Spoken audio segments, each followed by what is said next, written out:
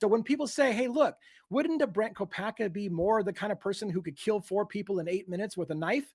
Yeah, this is the person that is shot and killed on December 19th in Pullman, Washington, that many people believe was associated with the crime at 1122 King Road residence. In fact, Brent Kopacka was not an Army Ranger, he was an Army paratrooper. However, paratroopers are an elite, no, not elite, yeah, an elite force.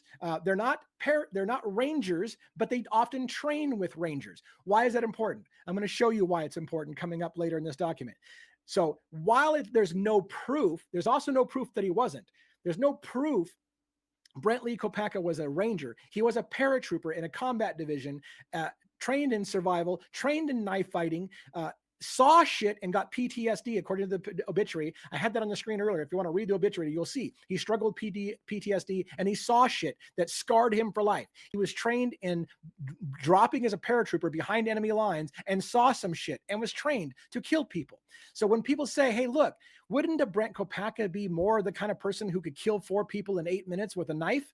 Yeah, a trained paratrooper trained in knife fighting, and I showed the documents. I've got full documents showing you what they were trained in exactly and how a person is attacked and what you attack, what arteries you attack, and how you work with a knife. I showed all of those things. But again, you're like, circumstantial evidence, DA, that's completely circumstantial. So what if he was trained with a knife? It doesn't mean he did it.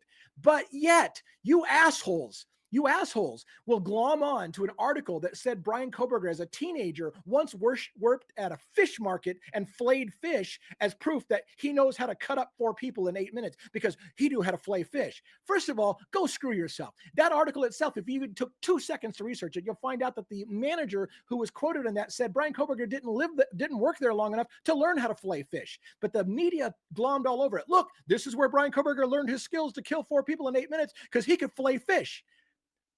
But DA is a fucking asshole for talking about a paratrooper trained in knife fighting and how to slam people against the wall and cut arteries in the leg to dismember people as quickly as possible. That's completely circumstantial bullshit. You should be held. I hope somebody sues your ass, DA, for defamation of character. But you know what? Flaying fish is fucking proof Kohberger was a killer of 8 people in 8 minutes because he could flay fish. He never even learned how to flay fish. Do some research, for fuck's sake. Quit looking at the stupid narrative and do a little bit of research.